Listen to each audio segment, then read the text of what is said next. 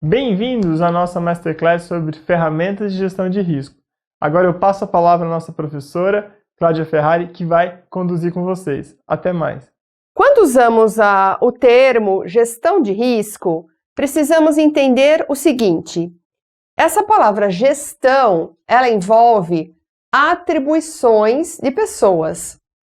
Como já está previsto na ISO 9001, que é a norma base de sistema de gestão da qualidade, nós podemos usar o que ela define lá nas responsabilidades da alta direção, quando ela diz assim, a alta direção deve atribuir as responsabilidades e autoridades às pessoas que vão realizar as atividades. Quando falamos do termo gestão, estamos falando disso, de pessoas que precisarão ter as suas atribuições de responsabilidade, que é executar as tarefas, e também atribuir as autoridades destas pessoas, que são as pessoas que irão tomar decisões. Então, quando falamos de gestão de riscos, de cara já precisamos saber, pessoas têm que estar responsáveis para executar as tarefas relacionadas ao risco e também elas têm que estar autorizadas a poder tomar decisão. Porque neste processo, de acordo com as etapas que nós desenvolvemos, uma gestão de risco, sempre terão atividades a serem realizadas e decisões a serem tomadas. Então, observem aqui que ele diz, é um conjunto de atividades e vejam que estão grifadas algumas palavras, alguns verbos. Identificar, analisar, avaliar, tratar e monitorar os riscos. Então, percebam que cumprir esse conjunto de verbos é o que vai completar a chamada gestão dos riscos.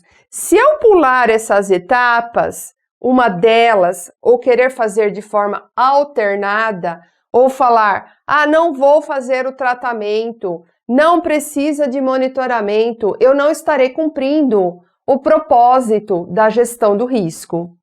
Vejam também que ele fala aqui de uma correlação direta com a organização. Outros verbos relevantes, criar, destruir ou preservar valor. Não é o propósito da gestão de risco, gente, destruir, os valores da organização, mas falhas em gestão de risco podem promover, sim, que alguns valores sejam destruídos. Parece um termo muito forte, falar destruído, mas na verdade, o que acontece. É o oposto de construído. Então, a gestão de risco serve para a gente construir os valores da empresa, ajudar a sustentá-los. E se nós não cuidamos direito dos riscos envolvidos numa organização, eles acabam até se autodestruindo. Tudo aquilo que a gente não cuida pode sim ser destruído, tá? O que mais precisamos saber dentro do conceito da gestão do risco? Ela vai ter uma ordem nessas atividades que serão realizadas, teremos que cumprir o nosso objetivo, que é gerenciar todos os eventos que são potenciais relacionados a ameaças e oportunidades. Por que eu estou falando potencial? Porque quando eu uso o termo risco, eu estou falando de algo que pode vir a acontecer, tem a chance de acontecer. E quando eu falo do risco, eu estou falando das questões de ameaças e oportunidades. Isso implica, então, numa gestão dos recursos que serão necessários. Recursos humanos, recursos materiais, de métodos e processos, de infraestrutura, de medição. Então, se eu pegar a abordagem dos 6 M's de processo, onde eu falo de máquinas, de métodos, materiais, mão de obra, meios de controle, meio ambiente, é esse conjunto de elementos que serão necessários para eu conseguir ter uma boa gestão dos meus riscos. Concluindo, então, esse conceito, né, para viabilizar todo esse conceito, nós precisaremos usar os dados, né, os dados e os fatos, que são os acontecimentos. Então, percebe que apesar de eu estar falando de questões futuras, eu preciso de dados do passado, o histórico da organização. Eu preciso de dados atuais para saber o que está acontecendo. E eu preciso de uma projeção de ideias futuras para eu conseguir entender para onde vamos, né? Então, de onde viemos, onde estamos, para onde vamos. Eu preciso ter uma conexão entre esse raciocínio temporal para eu conseguir ter dados suficientes para fazer uma boa gestão de risco. Sempre pensando que o foco de todo esse propósito é melhorar continuamente os processos da empresa. Se eu não tivesse esse objetivo final, eu não precisaria gastar energia me preocupando em como gerenciar os riscos. Nós podemos listar muitos benefícios de se trabalhar de forma preventiva, mas vamos repassar alguns aqui com vocês. Para a empresa, né? A empresa não importa o porte, não importa o segmento, não importa qual é a atividade dela. Se você tiver uma empresa de uma pessoa, mas que está preocupada em ser rentável, né? Em ser saudável e em prestar um bom serviço aos seus clientes, ela tem sim que se preocupar em como gerenciar os riscos. E o que traria para esta organização, então, quais benefícios ela teria gerenciando os riscos? Aumentar a probabilidade de alcançar os seus objetivos. No que implica isso? Seja uma empresa com fins lucrativos ou não, ela sempre tem um objetivo a atingir. A razão de ser daquela organização. Normalmente as empresas têm já definidos quais são a visão, a missão, os valores, as políticas, e destes itens, visão, missão, valores e políticas, nascem os objetivos dessa organização. Se eu conseguir desenhar todo esse escopo e depois conseguir falar quais são os objetivos, eu pensar qual é a chance de eu conseguir cumprir esses objetivos ou quais são os riscos relacionados a esses objetivos. Se eu conseguir pensar de forma preventiva, eu posso aumentar a probabilidade de alcançá-los. Melhorar a confiança das partes interessadas. Quem são as partes interessadas com a minha empresa? Sempre vai ter de cara interfaces externas. Quem são as interfaces externas? Os clientes são os principais partes interessadas do meu negócio. Por quê? Porque sem cliente, a minha empresa não vai existir. Então, clientes, quem mais? Fornecedores, esses dois são essenciais, né? Está na entrada e na saída dos meus processos. Eu também vou ter que lidar com órgãos públicos, né, para obter as licenças de operação do meu negócio. Eu preciso também ter relacionamento com bancos, com seguradoras, se eu tiver colaboradores, com sindicatos, com a comunidade onde está instalada a minha organização. Então, eu preciso entender quais são todas essas partes interessadas que afetam, podem afetar ou podem se perceber afetadas pelo meu negócio.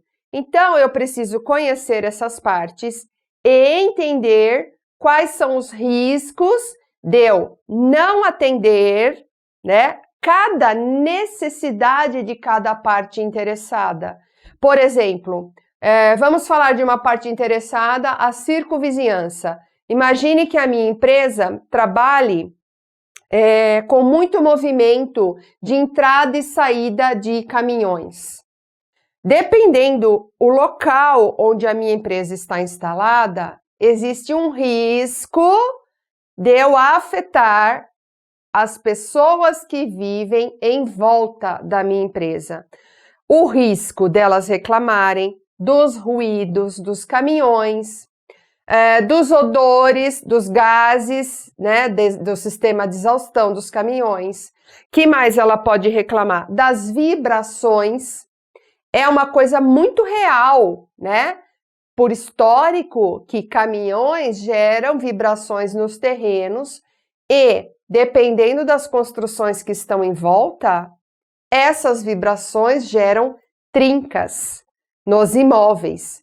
Então, se eu vou instalar uma empresa numa determinada comunidade, eu vejo que são de casas, né, que por histórico você percebe são antigas, né? Você tem que se preocupar com isso. Qual o risco dessa movimentação de caminhões que nós vamos gerar poder causar trincas na parte interessada, circunvizinhança, né? Quem vive em volta, que por acaso já está lá antes de eu instalar a minha empresa. Então, eu preciso ter essas preocupações de gerenciar esses riscos antes até de eu começar a minha operação naquele local. Auxilia no desempenho em saúde e segurança, na proteção e na preservação do meio ambiente. Eu não posso pegar uma empresa e instalá-la em qualquer local sem ter essas preocupações, tanto as ambientais quanto as de saúde e segurança de quem for trabalhar comigo. Então, por exemplo, eu vou trabalhar num local onde eu precisarei de 20 colaboradores. Essas pessoas que vão trabalhar comigo, como que é a saúde das pessoas daquela região? Podem ser pessoas que não têm acesso a nenhum tipo de prevenção ou controle de saúde. Isso pode gerar para a minha empresa custos adicionais, de tratamento, inclusive, de doenças já pré-existentes desses colaboradores que eu estou contratando. Então, percebe que, eu quero abrir uma empresa nessa rua. Pensa se realmente haverá mão de obra, que você tenha condições de cuidar da saúde e da segurança daquelas pessoas. Eu quero instalar uma empresa ali em cima daquele morro. Pensa, é um local seguro em termos de proteção ambiental? É dentro de uma zona de proteção ambiental já definida pelo órgão que define as regras ambientais daquela localização. Eu não posso criar qualquer empresa ali. Eu preciso antes saber, é uma zona de proteção ambiental? É uma zona rural? É uma zona urbana? É uma zona industrial? Para eu saber qual a legislação que eu vou ter que atender. E se é que eu posso abrir uma empresa para o escopo que eu quero trabalhar naquela localização. O que mais eu preciso conhecer? Ainda falando dos benefícios para a empresa. Ter, então, através da gestão de risco, uma base confiável para a tomada de decisão e planejamento das atividades. Eu e os demais gestores da empresa teremos que obter esses dados prévios para conseguir tomar as decisões de forma mais acertadas possível. Atender, então, a toda a legislação relacionada ao produto, ao serviço, aos processos e ao sistema de gestão. Tudo eu preciso conhecer qual é a legislação pertinente e aplicável. Considerar também se você vai exportar ou importar, saber também da legislação que vem de fora ou do que vai para fora. Eu não posso também criar um produto, querer exportar para os países da América Central, sem conhecer a legislação pertinente daquele produto naqueles locais do destino. E reduzir perdas e danos. Isso aqui é praticamente uma consequência muito benéfica da gestão de risco? Evitar que as perdas aconteçam, evitar que danos ocorram. E principalmente aqui envolve, quando eu falo de dano, não só o dano material, mas também o dano monetário, né? Porque tudo que vai quebrar, eu vou ter que comprar de novo ou arrumar, tá? Então, tudo que eu conseguir prevenir que eu vou ter que gastar com isso é excelente. Para os profissionais, eu, você e demais pessoas que trabalham, então, com a gestão de risco, o que nós temos a ganhar com isso? Melhorar a questão de conseguir identificar ameaças e oportunidades. Então, a sua habilidade vai aumentar. Você não precisa, para isso, muitas vezes, nem escrever nada. O seu raciocínio já vai melhorar com esse escopo de o que eu vou fazer para não ter problemas. Aumenta a eficácia e a eficiência sua, nas suas próprias operações, melhora a sua capacidade de tomar decisão e aumenta, então, a sua capacidade de gerenciar crise. Existe, inclusive, treinamentos e cursos específicos para gerenciamento de crises. Mas é muito importante você saber que a base de uma gestão de crise é uma boa prevenção para evitar a crise. Então, quando eu falo, aconteceu um grande problema, que é chamado de crise, grandes problemas são chamados de crise, porque eles são agudos e têm um efeito muito ruim, já de imediato e a longo prazo, né? Então, uma crise, como que eu faço para não tê-la? Eu preciso ser um bom profissional que tem uma boa habilidade de gerenciar risco para que, no caso da crise vier a acontecer, eu estar preparado para mitigar as consequências. Quanto mais eu conhecer os conceitos de gestão de risco, melhor preparado eu vou estar para esse tipo de evento. Muito bem, então nós concluímos aqui os benefícios, alguns deles que nós listamos a vocês, para conseguir entender melhor por que você precisa conhecer gestão de risco. A ideia, né, de se gerenciar riscos, ela vem, então, do final do século XX, quando percebeu-se que a incerteza era algo que poderia impactar nos resultados, né, das organizações, dos negócios, da gestão, tanto pública quanto privada. E o que é interessante, né, desde aquela época, né, quando a gente começou a ter muita construção nas indústrias, principalmente indústrias para materiais bélicos, né, começou-se a perceber que desperdiçava-se muito material, desperdiçava-se muita matéria-prima. Muitos processos, produtos, serviços saíam com um alto índice de não qualidade e gerava-se muito desperdício. Por quê? Porque não se agia preventivamente. Tomava-se decisões e saía fazendo. Então foi percebido que tanto para questões econômicas, corporativas, políticas, ambientais e de qualidade, não havia nenhuma gestão sobre a incerteza. Começava-se a fazer as coisas sem se preocupar muito se ia dar certo, se ia dar errado, se ia trazer ganho, se ia trazer perdas, não se pensava e não se agia sobre isso.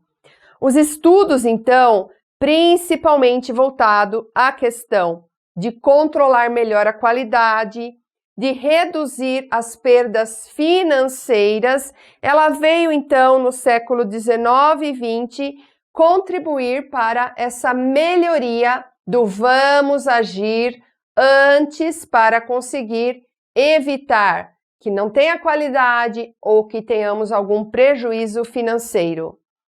Toda essa gestão de risco que estamos comentando, ela começou sempre focada nas questões organizacionais. Ninguém estava preocupado em gestão de risco doméstica, né? Eu preciso usar menos gás, senão não vai dar o botijão até o fim do mês. É óbvio que essa é uma preocupação doméstica que qualquer dono de casa tem, né? que o botijão de gás dê para usar pelo menos ali durante um mês, de acordo com quanto você cozinha, de acordo com quantas pessoas tem na sua casa. Mas imaginemos que na Europa, principalmente, uma preocupação que nós não temos aqui no Brasil é que o gás seja utilizado para aquecimento da casa.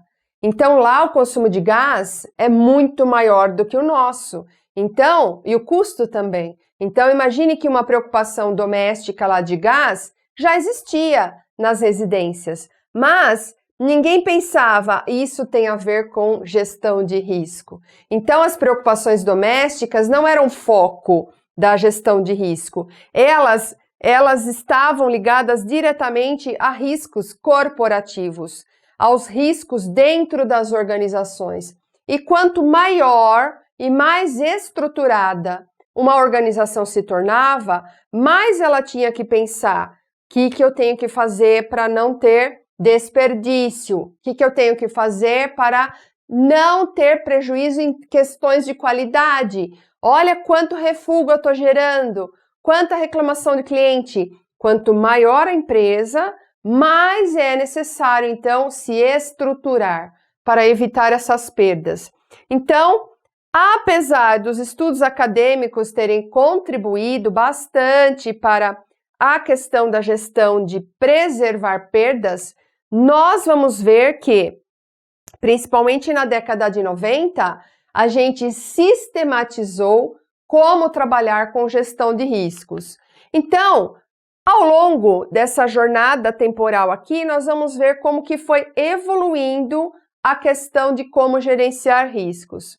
Nós temos aqui, no final do século XVII, o desenvolvimento da teoria da probabilidade.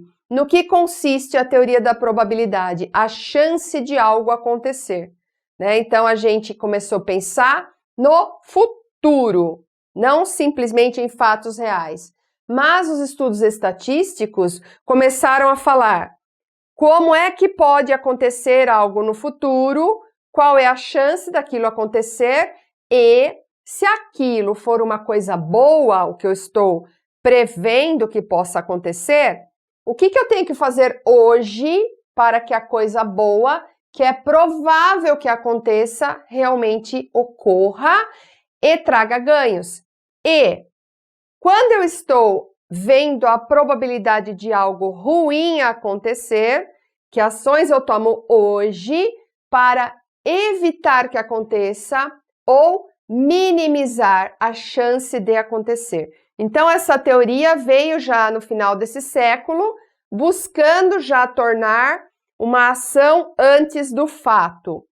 No século XX, nós começamos então a aplicar isso no mundo corporativo e na década ali de 1921, ali mais ou menos nessa idade aqui, né, no início ali da década de 1900 ali, e 20, o que aconteceu? Esse autor, Frank Knight, lançou uma obra onde ele colocou-se como referência mundial naquela ocasião para explicar a todo mundo que lesse essa obra aí o que é então gestão de riscos. Então essa é uma obra muito importante como base desse conceito da aplicação do gestão de risco a nível de corporações. Em 92, nós temos então uma outra entidade chamada COSO, que definiu um framework. O que seria um framework? Um padrão a ser seguido, uma rotina, um processo que as organizações que seguissem esse processo teriam um passo a passo de como garantir uma boa gestão nos seus riscos. Depois nós temos em 95 outras entidades, agora aqui lá do outro lado do mundo, Austrália e Nova Zelândia, que também são grandes criadores de padrões internacionais de sistemas de gestão, criaram então suas primeiras normas para o gerenciamento do risco. No ano de 2004, sempre seguindo essas teorias, né, de melhoria contínua, o COSO criou então uma atualização daquele framework, onde as organizações que usaram aquele primeiro padrão aprimoraram, então, as necessidades, e então a COSO, vendo essa demanda de necessidade de melhoria, evoluiu nos seus padrões. Hoje em dia, se você entrar no site da COSO, você verá que os padrões não são mais esse, e que, inclusive, há uma diversidade de padrões com diversas aplicações que qualquer organização pode adotar para ter uma base de como operacionar o seu gerenciamento de riscos. Em 2009, a ISO, que não vai ficar para trás dessa história, né? É uma organização internacional, ela criou a chamada ISO 31000, princípios e a guia, né, para o direcionamento de como gerenciar riscos. Essa norma atualmente está na versão 2018, né? E como uma boa norma de gestão de qualidade, a ISO sempre também está de olho no que está acontecendo na aplicação de suas normas e sempre evoluindo. Então, a cada 5 anos, é feita uma reanálise de todas as normas de sistema de gestão ISO. Precisamos atualizá-la? Né? Então, sempre há esse pensamento. Como as pessoas estão aplicando a nossa norma? O que dá para fazer de forma que, a nível internacional, ela possa se tornar melhor? A seguir, nós vamos falar sobre uma apresentação de quais conceitos iremos trabalhar aqui no nosso curso. Nós estaremos vendo os conceitos do que é risco, propriamente dito, a ISO 9001 e o conceito que ela traz para nós sobre a mentalidade de risco, deixando claras as diferenças entre gestão de risco e mentalidade de risco.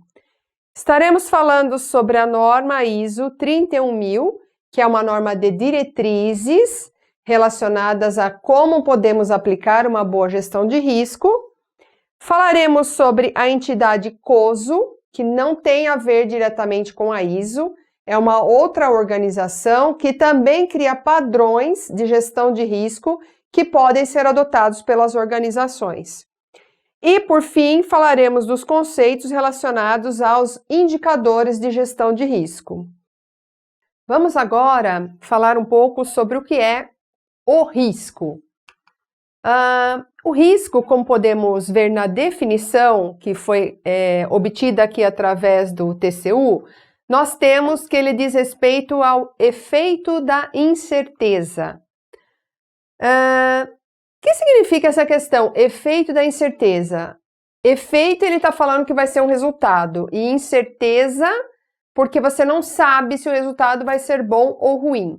O risco sempre vai estar falando de algo futuro, algo que está para acontecer, mas pode acontecer ou não, por isso que a gente fala da probabilidade de acontecer, né? Então, toda vez que a gente falar de um risco, a gente vai estar associando a chance de algo acontecer com a chance do resultado ter sido atingido ou não em relação ao objetivo. Então, não podemos falar que risco é algo que está acontecendo agora, porque ele sempre vai tratar de algo futuro, tá? Então, a gente tem o passado, que vai gerar histórico, o presente, que são os fatos e dados que estão acontecendo agora, e o futuro, que existe a chance de coisas acontecerem. O risco vai ser sempre no futuro. É também determinado que não existe o risco zero. O que quer dizer isso? Vou explicar com um exemplo. Eu tenho que atravessar a rua. Aí, dentre muitos riscos que existem de eu atravessar a rua, um deles é o risco negativo de eu ser atropelada, tá? Então, eu posso sofrer uma consequência para a minha saúde a hora que eu chegar do outro lado, se é que eu vou chegar do outro lado. Mas vamos supor que existe o risco de atropelamento. Aí, eu vou tomar providências, ações preventivas para minimizar esse risco. Se eu estivesse usando uma escala de 0, seria não ter risco, e 1 seria um acidente, tá? Então, vamos falar assim, que o meu risco vai de 0,1 a 0,99, tá? Para eu não ter o risco, que seria que não existe risco zero, seria o quê? Não atravesse a rua. A única chance de eu não ser atropelada, de não ter esse risco de ser atropelada, é não atravessando a rua. Agora eu vou atravessar, o risco já está embutido nesse processo. Se eu usar a faixa de pedestre, respeitar o semáforo, tomar o cuidado de olhar dos dois lados, né, da rua, não correr, né, ao atravessar, andar pausadamente, são ações preventivas que eu estou tomando que vão trazer esse risco do atropelamento o mais perto possível do zero. Agora, não tomo nenhuma dessas precauções, dessas ações preventivas. O meu risco vai ficando cada vez mais perto do número 1. Então, eu estou elevando o meu risco para 0,99. Aí chegou o dia de eu atravessar a rua. Vou lá, atravesso. Concluí a ação de atravessar a rua. Você foi atropelada? Não. Então, o que aconteceu? Eu não posso falar risco zero. Eu posso falar o quê? Eu consegui evitar a consequência. Evitar que eu fosse atropelada através das ações que eu tomei, tá? Agora, imagine a outra situação. Fui atropelada. Não foi nada grave, mas houve um atropelamento. Isso não é mais risco, isso é fato, tá? Então, já tem na história daquele local que, se não tomar tais precauções, pode sim ser atropelado. Por quê? Porque já tem histórico. O que eu faço quando eu me baseio em história?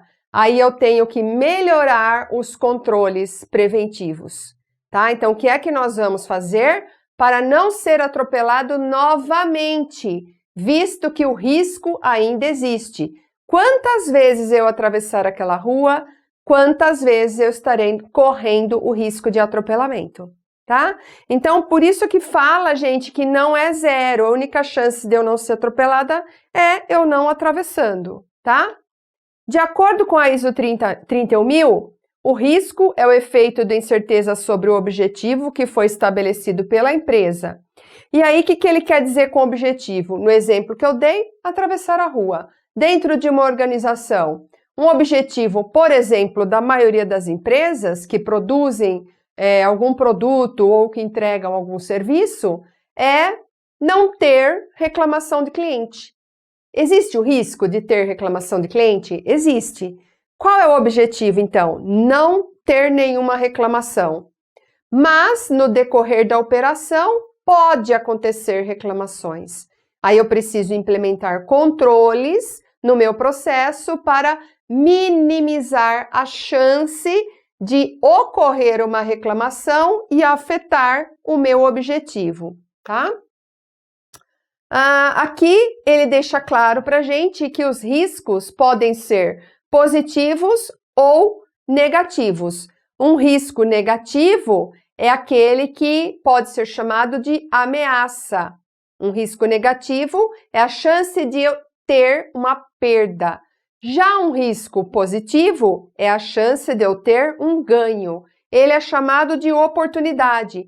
É aqui que nós temos que visualizar como que nós podemos obter ganhos em cima dos objetivos que nós temos na organização.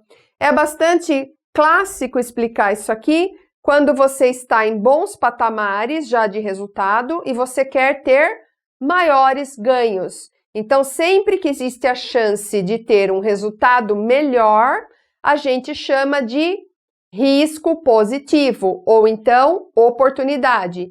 Ambos vão agir na melhoria contínua, tá? Ambos. De um lado, evitando perdas, de um lado, aumentando os ganhos, tá? Aqui nós temos algumas definições, né, de gestão de risco. Pela ISO, veja que é importante eu conseguir dirigir e controlar essas questões de risco dentro de uma organização. No COSO ERM, eles falam principalmente aqui da questão da administração do risco. Nada mais é do que a gestão, saber para onde está levando, né, a gestão do risco ao resultado da sua organização. No COSO GRC, ele dá a mesma conotação, apesar de usar outra palavra aqui. Ele deixa claro o objetivo de gerenciar os riscos. A diferença entre eles aqui é a profundidade que você vai estar trabalhando dentro das ferramentas de gestão de risco. Esta outra entidade, chamada OGC, define que o processo de identificar e controlar a exposição da organização aos riscos é chamado de gestão de risco. Deve ser aplicado de forma consistente em toda a organização, inclusive nas partes interessadas que são parceiras da organização. E sempre ter também gestão. Percebam que a palavra gestão vai aparecer em todas as definições. O IBGC, que é o Instituto Brasileiro de Governança Corporativa, deixa claro que o sistema deve ser vivo, sempre estar em funcionamento e tem que fazer parte de uma gestão de governança. A gestão do risco, ela é intrínseca, ela está inserida já em qualquer atividade de governança, tá? E aqui no TCU foi aquele que nós estávamos lendo lá no princípio, deixando claro os verbos que fazem parte do processo de gestão de risco. Identificar, analisar, avaliar, tratar e monitorar os riscos. Então, esses são verbos base de um processo de gestão de risco. O que mais nós temos aqui para falar ainda do conceito de riscos? Vamos dar alguns exemplos de riscos agrupados por temas. O risco estratégico é aquele que pode afetar diretamente a tomada de decisão de uma organização. Aqui nós visualizamos causas externas. Quando falamos de uma análise de uma organização, uma análise de riscos numa organização, nós temos que visualizar questões externas e internas. Os riscos estratégicos de uma empresa são diretamente afetados por questões externas. As internas também afetam, mas estão sob nosso controle, né? Bem ou mal, o que acontece dentro da minha empresa, eu consigo ter algum ponto de controle. Agora, o que está fora, que envolve cenários políticos, econômicos e questões de sustentabilidade, né, que vem de fora e pode impactar a minha empresa, são riscos mais difíceis de gerenciar. Sobre alguns deles, eu não tenho nenhum tipo de controle. Eu tenho que saber o que está acontecendo e ir me adaptando. Questões, por exemplo, políticas são essas, né? Eu posso até decidir não ter a minha empresa naquele país ou naquele local onde tem um cenário político que eu não quero lidar, tá? Mas veja, eu estou eliminando a fonte do risco, né? Eu estou saindo daquele local. Mas se eu permanecer lá, eu não tenho como falar. O cenário político não pode afetar a minha empresa. Pode sim, porque você está inserido naquele espaço, tá? Então, o único jeito de não sofrer esse risco seria tirar a sua empresa daquele local. Já pensando para dentro da organização, nós temos riscos operacionais. Aqui, fatores externos e internos podem estar colaborando para melhorar ou piorar os seus objetivos, tá? Aqui nós entramos muito com a questão de gestão dos 6 M's de processo. Então, uma boa gestão de máquinas, né, ou de infraestrutura, uma boa gestão dos materiais, dos métodos de trabalho, da mão de obra, dos meios de controle, do meio ambiente. Todos esses elementos juntos, eles dizem respeito à gestão operacional. E cada um deles tem os seus riscos inerentes. Não gerenciar esses riscos operacionais pode ter uma forte fonte de ameaça para as questões financeiras da sua organização. Muitas empresas fecham, né, quebram, falem por quê? Porque não tem uma boa gestão dos seus riscos operacionais. Outros riscos a serem gerenciados por qualquer tipo de organização são os relacionados ao compliance. Compliance é um termo em inglês que nada mais é do que conseguir cumprir os requisitos aos quais a empresa tem que se submeter.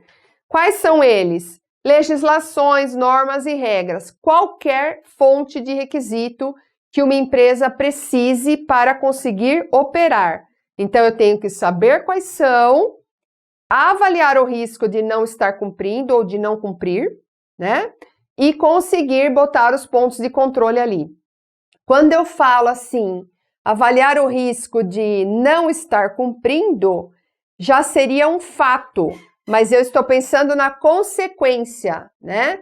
Da consequência desdobrada de não estar cumprindo aquilo. Por exemplo, hoje eu não estar cumprindo uma licença de operação pode me impedir de conseguir entregar meu produto. Então, o risco está, apesar de eu não estar cumprindo já um requisito da licença, o risco está em, por eu não estar cumprindo essa licença, eu não vou poder entregar o meu produto. Mediante o quê? Mediante uma fiscalização, mediante uma denúncia. Então, já tem um problema real que pode me gerar outros riscos. Na verdade, já está me gerando, tá? Então, eu preciso tomar cuidado com essas questões de compliance. Riscos financeiros. Eles vão comprometer o patrimônio e o capital de giro da minha empresa. Como que eu vou trabalhar para que esses riscos não aconteçam, né? Trazendo aí todo aquele aspecto de ameaças externas, que é mais difícil de gerenciar. Dentro da minha empresa, eu preciso ter relatórios regulares, auditorias confiáveis no meu sistema de gestão financeiro. Um bom controller. O que esse controller vai estar fazendo para mim? Ele vai estar cuidando para que os aspectos financeiros, legais, de compliance estejam sempre sendo cumpridos, né? Cuidando da questão fiscal, dos pagamentos, dos fornecedores, dos recebíveis e assim por diante. Todo um balanço da questão do dinheiro da minha empresa. Então, o controller de uma empresa, ele sempre vai ter que estar cuidando da análise contínua e frequente dos riscos daquela operação. Aqui, no aspecto que está se agravando cada vez mais nos dias mais atuais, são as questões dos riscos cibernéticos, né? Os riscos voltados às tecnologias da informação. Então, nós temos aqui grande risco de perda de dados sensíveis, né? Dados financeiros, dados das pessoas naturais, né? Que agora nós temos aí a Lei Geral de Proteção de Dados, que de 2 anos para cá tem pego bastante forte aqui no nosso país, com muitos casos de vazamentos de dados das pessoas comuns, né? Então, nós precisamos tomar cuidado para não incorrer em tomar multas por conta de não cumprir alguma lei por causa de dados sensíveis e também, excedendo essa questão da lei, eu posso perder know-how, perder histórico, perder dados fiscais, perder dados de conhecimento organizacional. Por quê? Porque eu não tenho os backups corretos dos meus sistemas, porque eu não tenho cópias físicas ou não do que a lei exige, né, de documentação.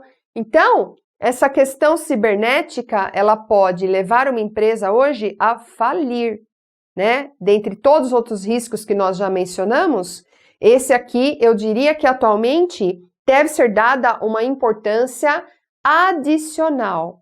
Eu conheço história no setor que eu trabalho, que é automotivo, eu conheço história de montadoras e autopeças que tiveram que parar a produção porque o nível de automação do processo e de comunicação entre essas empresas é tão grande que por causa de um ataque cibernético, né, de espécie de vírus, que inclusive esse tipo de pessoa que faz esse tipo de ataque, ela pede dinheiro para deixar a empresa voltar a operar. Isso tem história no mundo automotivo, tem história no mundo da saúde, no mundo financeiro, até em órgãos públicos, né? Eles bloqueiam os sistemas e aí eles pedem resgate. né? Eles pedem um resgate, uma franquia, vamos falar assim. Você me dê tantos milhões de reais que eu libero o seu sistema para voltar a operar. Então, nós precisamos ter sistemas de proteção, antivírus, dentre outros, né? Falar antivírus hoje em dia é pouca coisa, certo?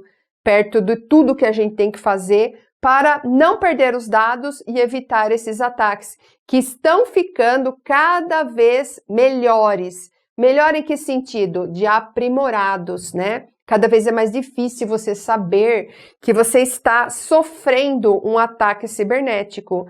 Você entra na página do seu banco via computador ou celular e não é o seu banco, né? Porque você já está incorrendo ali num ataque cibernético de alguém que está espelhando uma página que não é aquela. Então, a análise do risco de você simplesmente usar um banco via celular deve ser feita por você, por mim e por qualquer pessoa o tempo todo, tá? Então, são controles que a gente precisa estar tomando em relação aos riscos. Vamos entender, então, dentro do nosso curso de gestão de risco, na verdade, das ferramentas de gestão de risco, vamos entender o que a ISO 9001 define sobre a questão chamada mentalidade de risco. Esse conceito, ele foi introduzido na versão da ISO, na revisão do ano 2000. Só que nós estamos dando importância para isso a cada vez mais. A versão atual da ISO, ela é de 2015 e ela foi revalidada em 2021. O que significa ser revalidada?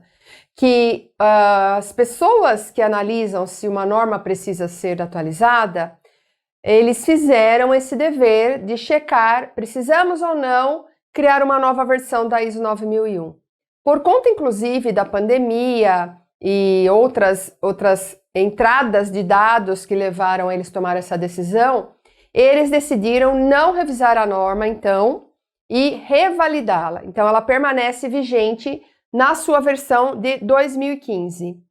Quando falamos, então, nessa versão, que é o texto que você vai encontrar escrito, caso você vá buscar a informação direto na norma, ele vai traduzir o conceito de mentalidade de risco desdobrado em requisitos. Você não vai achar lá um capítulo chamado gestão de risco ou mentalidade de risco. Você vai achar em diversas cláusulas da norma o desdobramento dessa tal mentalidade de risco.